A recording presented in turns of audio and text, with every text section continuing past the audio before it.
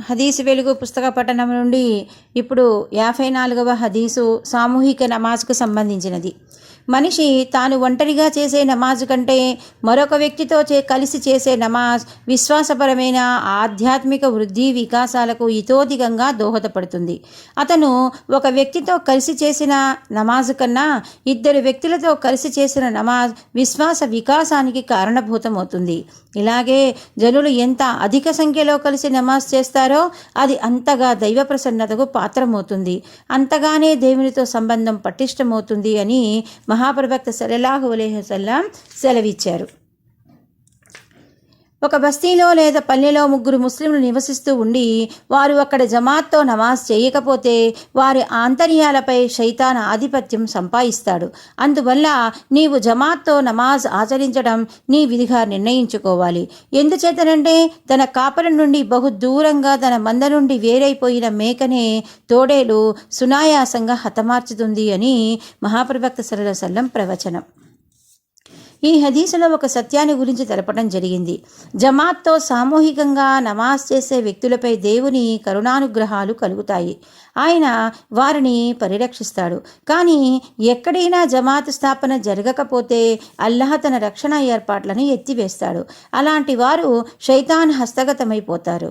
మరి శైతాన్ వారిని యథేచ్ఛగా వేటాడతాడు, తన ఇష్టానుసారం వక్ర మార్గాలలో నడిపిస్తాడు.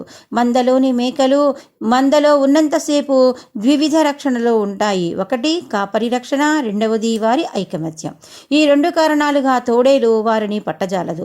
కానీ ఏ మేకైనా అవివేకంగా తన కాపరి అభిష్టానికి భిన్నంగా మంద నుండి వేరే ముందుకు వెళ్ళిపోతే లేక వెనుకపడిపోతే అతి సులువుగా తోడేలు దాన్ని కాజేస్తుంది. ఎందుకంటే అది ఒంటరిగానూ బలహీనంగానూ ఉంటుంది, తన యజమాని అండకు దూరమై ఉంటుంది. మహాప్రవక్త సల్లల్లాహు అలైహి వసల్లం ఒకసారి ఇలా ప్రవచించారు: ఎవరైనా దైవం వైపునకు పిలిచేవాని అంటే ముఅజ్జిన్ పిలుపు విని ఆ పిలుపును అనుసరించి వెళ్ళడానికి ఎలాంటి అవరోధం లేనట్టి పరిస్థితుల్లోనూ ఒంటరిగా నమాజ్ చేస్తే అది దైవం వద్ద స్వీకారయోగ్యం కాదు. అది విన్న సహచరులు అవరోధం అంటే ఏ భావమేమిటి అని అడిగారు. దానికి భయం, అనారోగ్యం అని సమాధానమిచ్చారు సల్లల్లాహు అలైహి వసల్లం. భయం అంటే ప్రాణభయం అని భావం. అది శత్రువుల వల్లనూ కావచ్చు, లేదా క్రూర జంతువు విషకీటకాల వల్లనూ కావచ్చు. అనారోగ్యం అంటే మనిషి మసీదుకు వెళ్ళలేని పరిస్థితి అని భావం.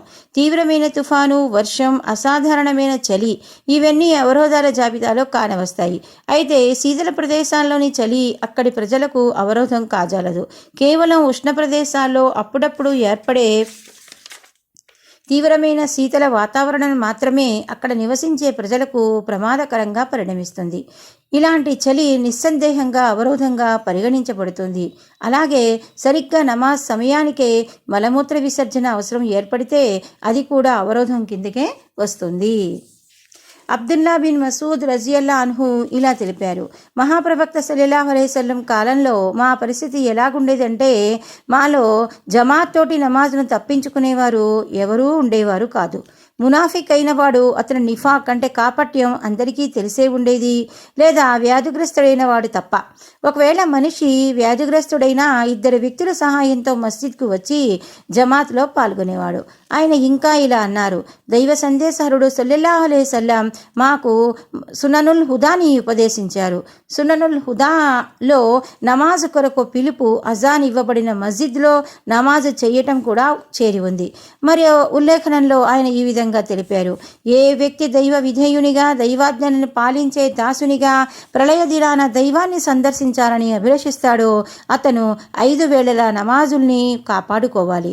వాటిని మసీదులో సామూహికంగా ఆచరించాలి. ఎందుకంటే అల్లా మీ ప్రవక్త ముహమ్మద్ సల్లల్లాహు అలైహి వసల్లంకు సుననుల్ హుదా బోధించాడు.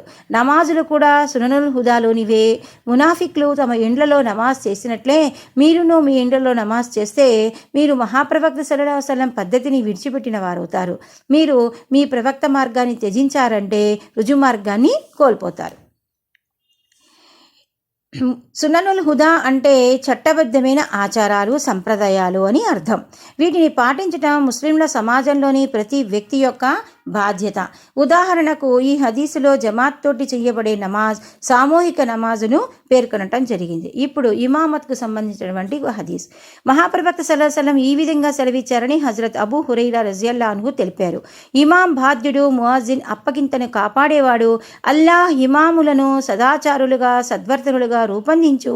ముఅజ్జిన్లకు మన్నింపు క్షమాభిక్ష ప్రసాదించు. ఇమాం అంటే నమాజులో నాయకత్వం వహించి ప్రార్థన చేయించే నాయకుడు. ముఅజ్జిన్ అంటే నమాజు కొరకు 5 వేళల అజాన్ అంటే నమాజు పిలుపు ఇచ్చే సజ్జనుడు. ఇమాం బాధ్యుడు అంటే ప్రజల సమాజుకు బాధ్యుడని భావం. అతడు సద్వర్ధనుడు సచ్చీలుడు కాకపోతే అందరి నమాజును చెడగొడతాడు. అందుకే మహాప్రవక్త ఇమాములకు సద్వర్తనులుగా చెయ్యమని దైవాన్ని వేడుకున్నారు. ముఅజ్జిన్ కాపాడేవాడు అన్నదానికి భావం ఏమంటే ప్రజలు తమ నమాజుకు సంబంధించిన వ్యవహారాన్ని అతనికి అప్పగించారు. సకాలంలో అజాన్ ఇవ్వటం అతని కర్తవ్యం. అప్పుడే ప్రజలు అజాన్ విని నమాజు కొరకు సిద్ధమవుతారు. సావధానంగా నమాజులో పాల్గొనగలరు. సమయానికి అజాన్ కాలేకపోతే చాలామంది జమాత్ తోటి నమాజును పూర్తిగా పాక్షికంగానూ కోల్పోయే ప్రమాదం ఉంది. ఈ హదీసు ఒకవైపు ఇమాముల్ని ముఅజ్జిల్ని వారి బాధ్యతల పట్ల హెచ్చరిస్తుంది. మరోవైపు ప్రజలు ఇమాం పదవిపై ఒకరు నియమించేటప్పుడు సౌశీల్యవంతుని సదాచారవర్తనని ఎన్నుకోవాలని, బాధ్యతాయుతుడైన విశ్వసనీయుడైన వ్యక్తిని ముఅజ్జిన్గా నియమించాలని సూచిస్తుంది.